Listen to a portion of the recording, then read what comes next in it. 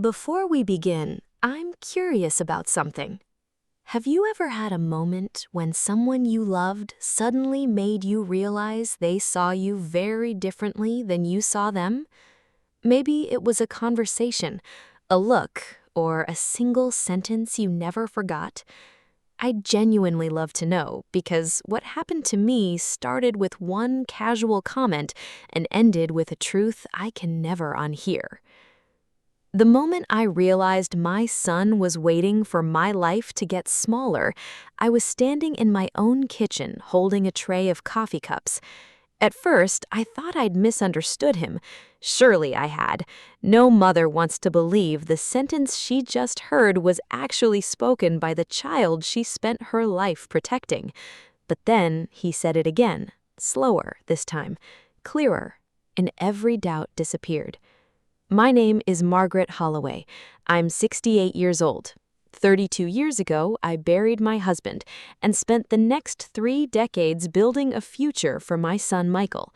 There were years when I worked 16-hour days, years when I skipped vacations, delayed retirement, and carried burdens Michael never even knew existed.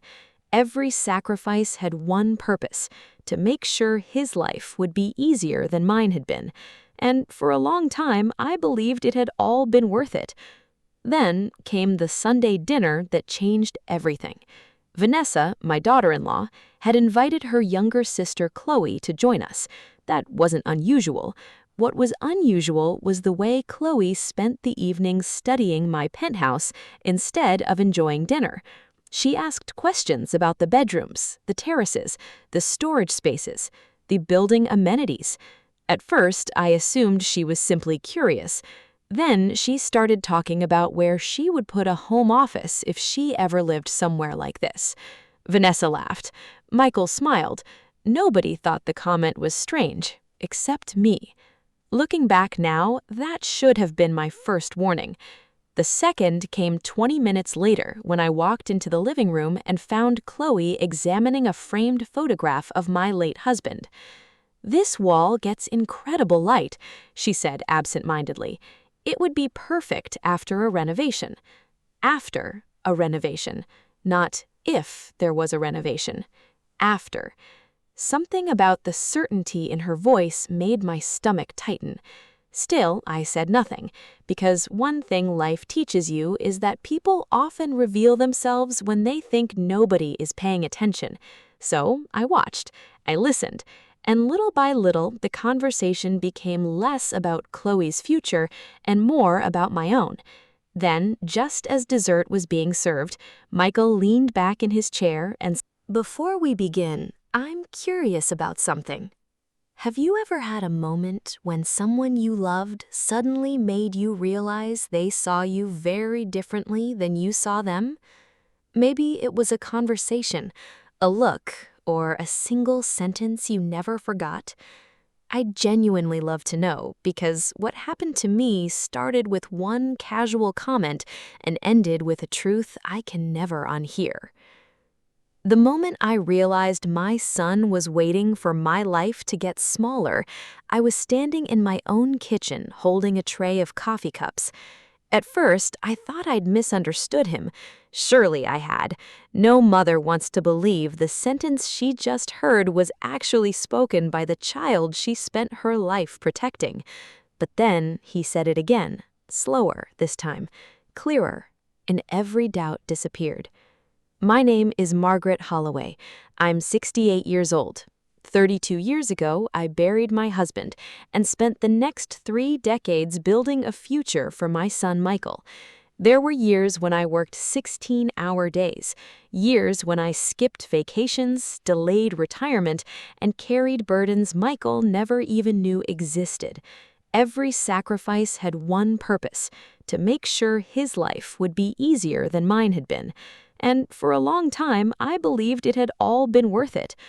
Then came the Sunday dinner that changed everything. Vanessa, my daughter-in-law, had invited her younger sister Chloe to join us.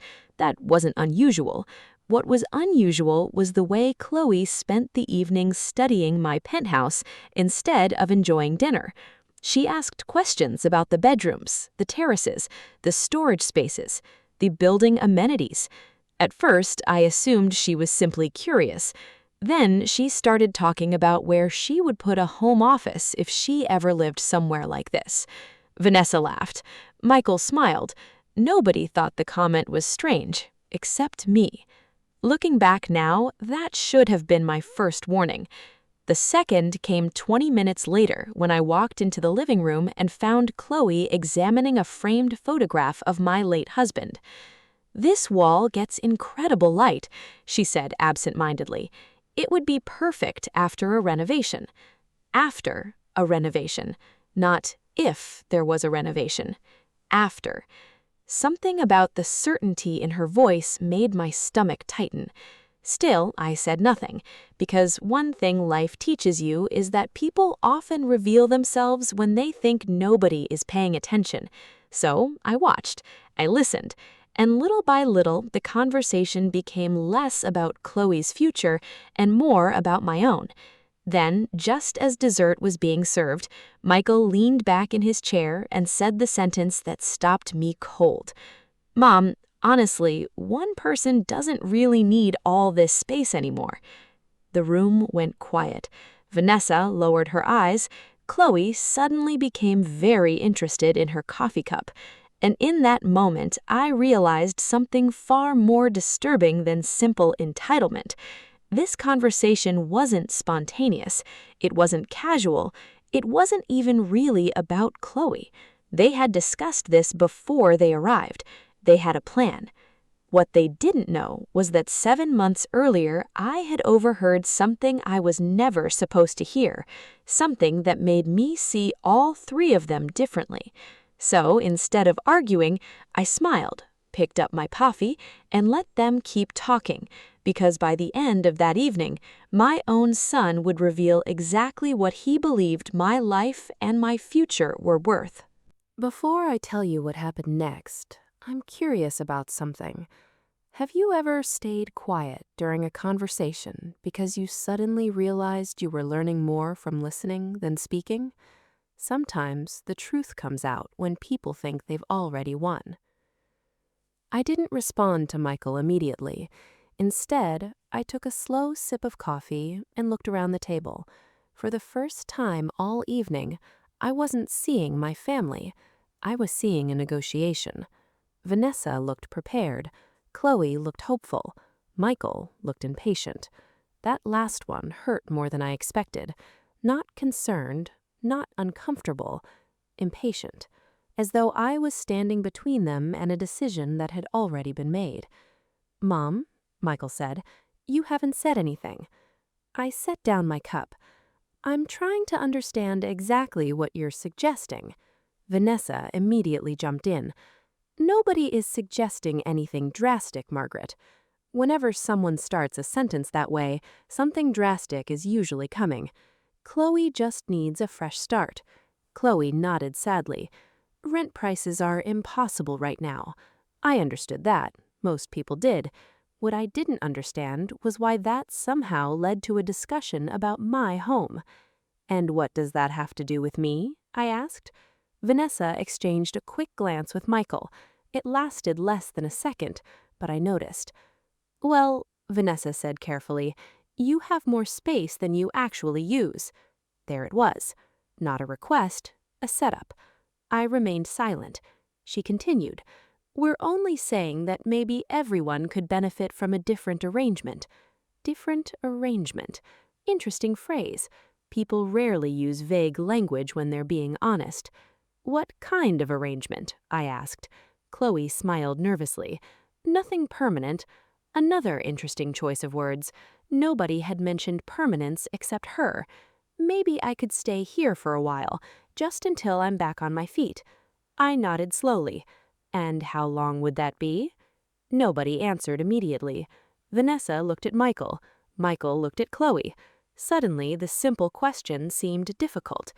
"A few months," Chloe finally said. I smiled politely. 3. Silence. 6. More silence. Then Michael spoke. "Mom, you're focusing on details." No, I was focusing on answers. There's a difference. I leaned back in my chair. Details matter when you're discussing someone's home. Something shifted in Vanessa's expression. The warm friendliness she'd worn all evening flickered for just a moment, then it returned. Of course they do. We just thought family helps family. Family. Funny how that word always appeared right before someone wanted something. I glanced toward the wall where a photograph of my late husband Daniel overlooked the dining room. 32 years earlier, after his funeral, nobody had offered me a penthouse. Nobody had offered me financial security. Nobody had offered to solve my problems. I solved them myself, one exhausting year at a time. Family also respects boundaries, I said quietly. Nobody replied. Then Chloe made a mistake. A very small mistake, but sometimes the smallest mistakes reveal the biggest truths. She looked around the room and said, almost absent-mindedly, "Honestly, this place would be perfect once a few updates are made." Updates. Not if she lived there, once updates were made, as though she was already imagining herself inside my home. I noticed Vanessa tense. Michael noticed too. They both knew Chloe had said more than she should have. "What kind of updates?" I asked calmly. Chloe froze. Vanessa immediately tried to redirect the conversation, but it was too late, because for the first time that evening, I wasn't hearing a request, I was hearing expectation, and the more they talked, the clearer it became that this dinner wasn't about helping Chloe. It wasn't even about my penthouse. There was something bigger underneath all of it, something none of them realized I had already begun to suspect months earlier, after an accidental voicemail landed in my inbox. A voicemail that was never meant for me. A voicemail that contained one sentence I had never forgotten. And before the night was over, I would discover just how far their plans actually went. Before we continue, I'd love to know something. Have you ever had a feeling that a conversation wasn't really about what people claimed it was about? Sometimes the real agenda is hidden underneath polite words, and by the time you see it, everything suddenly makes sense. The moment dinner ended, I knew I wasn't imagining things. Michael helped clear the table, Vanessa loaded dishes into the dishwasher, Chloe wandered toward the windows overlooking Lake Michigan. On the surface, everything looked normal, but normal people don't spend an entire evening discussing someone else's home, and they certainly don't talk about future renovations in a place they don't own. I said goodnight shortly after 10. They left together, smiling, relaxed, confident. The kind of confidence people have when they believe a plan is already working. 20 minutes later, my phone rang. It was my attorney, Rebecca Lawson. We'd worked together for years. "How was the family dinner?" she asked. I laughed softly. Interesting timing. Bad? Worse than expected. There was a brief pause. Do they know? No. Good. I walked onto the terrace and stared at the city lights below. Thousands of windows. Thousands of stories. "Rebecca," I said quietly, "I think they're counting on an inheritance they've already spent in their heads." Then tonight confirmed what we've suspected. It did, and hearing someone else say it out loud made something painful feel undeniable. Because no mother wants to believe her child sees her as a future transaction. Yet every instinct I'd developed over 30 years in business was telling me exactly that. The next morning, I found myself thinking about a voicemail I'd received 7 months earlier. Not because I wanted to, because I couldn't stop hearing it. It had arrived by accident. Vanessa had intended to send it to Chloe. Instead, she sent it to me. I never told anyone I'd heard it. At first, I wasn't even sure I should listen, but once it started playing, I couldn't turn it off. I can still remember standing in this very kitchen while Vanessa's voice came through the speaker. Calm, casual, certain. Once Michael eventually takes control of everything, none of this will matter anyway. Then Chloe laughed. especially the penthouse. Another laugh. Then Vanessa delivered the sentence that changed how I saw both of them forever. The penthouse is only the beginning. I remember replaying those words 3 times. Only the beginning. Not the goal, the beginning. At the time, I told myself maybe I was misunderstanding. Maybe there was context I hadn't heard. Maybe there was an innocent explanation. Mothers are very good at inventing excuses for the people they love.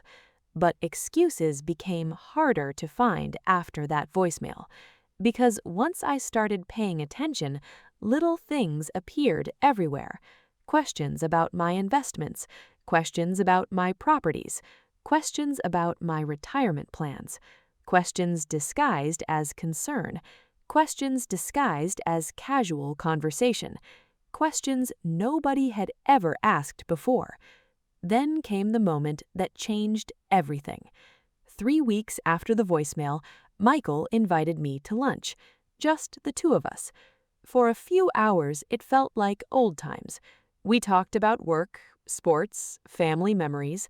I almost convinced myself my fears were ridiculous. Then the check arrived, and out of nowhere, Michael asked a question that made my stomach drop. "Mom, have you ever thought about simplifying your estate?" Simplifying your estate. Not enjoying retirement, not traveling, not being happy. Simplifying your estate. I asked what he meant. He smiled and shrugged. Just making things easier later. Later, the same word Vanessa used, the same word Chloe used, the same word everyone seemed strangely interested in. That's when the pieces started connecting, and that's when I quietly scheduled the meeting that changed all of their futures. What Michael didn't know was that my estate wasn't built around one penthouse. The penthouse was the smallest piece of the puzzle. Over 30 decades, I'd acquired commercial properties, business investments, and holdings worth far more than anyone in my family realized. The people sitting at my dinner table thought they understood my wealth. They didn't even know where most of it was. And the more I reflected on that voicemail, the more one terrifying possibility began to form. What if Chloe wasn't the real beneficiary of their plan? What if the penthouse had never been the destination at all? What if it was simply the first step towards something much larger? 3 days later, I would get the answer, and it would come directly from Michael himself. Before I tell you what Michael said, I'm curious about something. Have you ever realized someone wasn't interested in your happiness nearly as much as they were interested in what you could do for them? Looking back, the signs often seem obvious, but only after the truth finally comes out. 3 days after our lunch, Michael called and asked if he could stop by. Alone. No Vanessa, no Chloe, just him. Part of me hoped that meant I'd been wrong about everything. Part of me still wanted to believe the little boy I raised was somewhere underneath the man he'd become. So I told him to come over. He arrived carrying coffee and pastries from my favorite bakery. For a few minutes, it felt almost normal. We sat on the terrace overlooking the lake. We talked about nothing important: the weather, traffic, a baseball game we'd both watched. Then Michael set down his coffee and became unusually serious. "Mom, can I ask you something?" There it was, the real reason for the visit. "Of course." He hesitated, not because he felt guilty, because he was choosing his words carefully. "Have you ever considered putting everything into a family trust?" I looked at him calmly. "Everything?" "Just for protection." Protection. Another interesting word.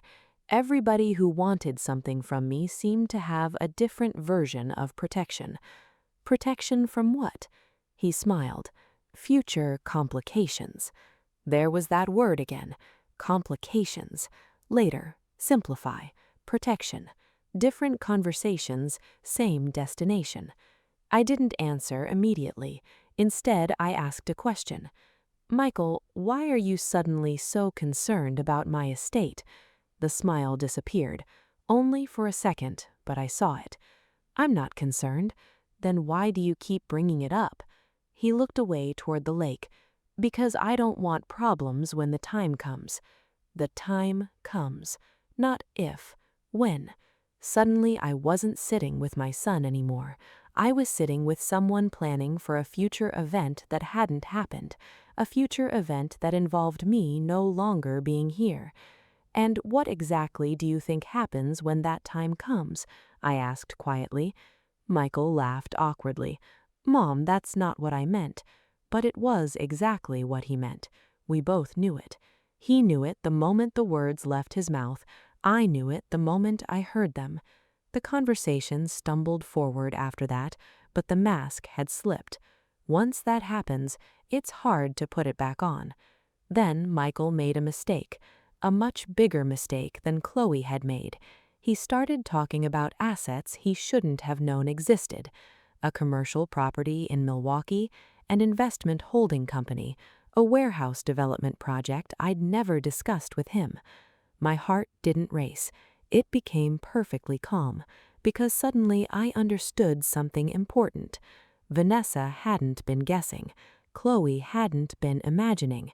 They had been gathering information. For how long, I didn't know, but long enough to build a picture of a future they believed belonged to them. How do you know about those properties? I asked. Michael immediately froze. The silence lasted only a moment, but it was enough. I just assumed.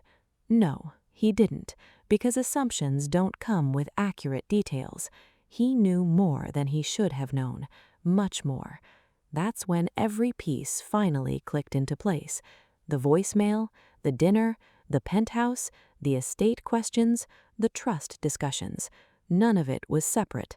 It was one conversation happening over and over from different angles, and at the center of that conversation was a single assumption.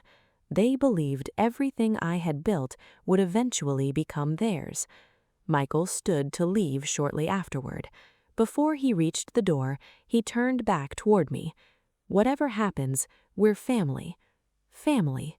The same word again, only this time it sounded different. Not warm, not loving, strategic. I smiled politely. Yes, Michael, we are. Then he left. The moment the elevator doors closed behind him, I walked directly to my study, opened a locked drawer, and removed a blue leather folder. The same folder Rebecca Lawson had prepared months earlier. The same folder nobody in my family knew existed. I slowly opened it and looked at the final signed documents. Then I picked up my phone and called Rebecca. It's time, I said. Are you sure? She asked. I looked out at the city Daniel and I had dreamed about all those years ago. I've never been more sure of anything. What happened 10 days later would destroy every expectation Michael, Vanessa, and Chloe thought they could count on. And before that evening ended, one sentence from Vanessa would accidentally reveal the only thing she truly regretted. Before I tell you how this ended, I want to ask you one final question. If someone showed you exactly who they were when money became involved, would you ever see them the same way again? And if this story reminds you of someone who might need to hear it, don't keep it to yourself. Sometimes the lessons that change us most are the ones worth passing on. 10 days later, Michael called and asked if we could have dinner together. He sounded hopeful, confident even. I agreed. By 6 o'clock that evening, Michael, Vanessa, and Chloe were sitting in my dining room again. The same view, the same table, the same assumptions. The only difference was that this time, Rebecca Lawson was sitting beside me. Vanessa noticed immediately. "Why is your attorney here?" she asked.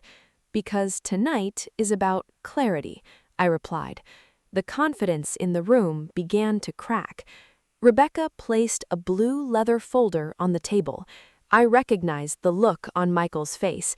He knew something was wrong. He just didn't know how wrong. "What is this?" he asked. "The future you've all been discussing for months," I said. Rebecca opened the folder and slid the first document toward him. At first, Michael looked confused. Then he started reading. Vanessa leaned closer. Chloe moved around the table to see better. The silence lasted nearly a minute, then another. I watched every expression change in real time. Confusion, concern, disbelief, panic. Finally, Michael looked up. "This isn't possible." Rebecca calmly folded her hands. "It is entirely possible. In fact, it's already done." Vanessa grabbed the documents from him. Her eyes raced across the pages. The color drained from her face so quickly it looked painful. "You removed us." I nodded. 7 months ago. Nobody spoke. The room became so quiet I could hear traffic 30 floors below. "Why?" Michael finally whispered. I looked directly at him. "Because I heard the voicemail." Vanessa froze. Completely froze. Chloe's eyes widened. Michael slowly turned toward his wife. Nobody denied it. Nobody could. "The penthouse is only the beginning," I repeated softly. Vanessa closed her eyes. She knew the exact sentence. She knew the exact moment. She knew exactly why she was sitting there watching her future disappear. "Margaret," she began. "No," I interrupted. "For once, just listen." The room fell silent again. 32 years ago, after Daniel died, I stood alone with a grieving child and almost nothing else. Nobody offered me shortcuts. Nobody offered me security. Everything I built came from sacrifice. Every property, every investment, every business decision, every sleepless night. Yet somewhere along the way, the three of you stopped seeing those sacrifices and started seeing numbers. Nobody argued, because they couldn't. Rebecca slid another document across the table. Michael stared at it, then stared harder. $1? He whispered. "Yes." Vanessa looked up in shock. Chloe looked physically ill. Michael continued reading. $1. That was his inheritance. Legal, final, permanent. Not because I hated him, because I wanted him to remember the exact moment he chose entitlement over gratitude. Vanessa turned to Rebecca. "You can't do this." Rebecca didn't even blink. Mrs. Holloway already did. The fantasy collapsed right there at the table. Months of planning, months of assumptions, months of quiet greed, gone.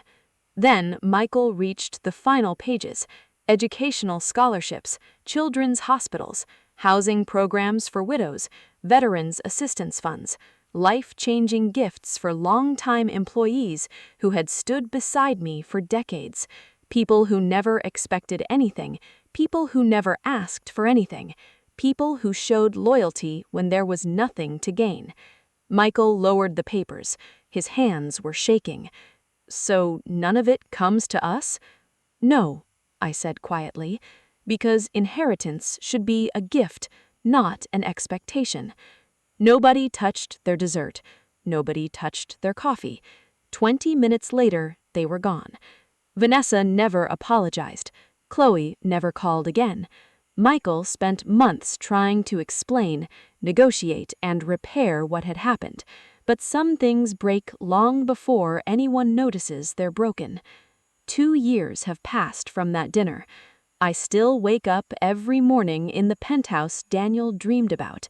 I still drink coffee on the terrace overlooking the city we once promised we'd conquer together. The scholarships are helping students. The hospitals are helping families. The trust is doing exactly what it was created to do. And every now and then I think about the moment Vanessa accidentally revealed the only thing she truly regretted. It happened as she was leaving that night. She paused at the door, looked back at me, and quietly said, "You weren't supposed to hear that voicemail." Not, "I'm sorry." Not, "We were wrong." Not, "Please forgive us," just one sentence. You weren't supposed to hear that voicemail. And in that moment, I finally understood everything. They weren't sorry for what they did. They were sorry they got caught. As for me, I learned something far more valuable than money. Wealth does not destroy families. Entitlement does.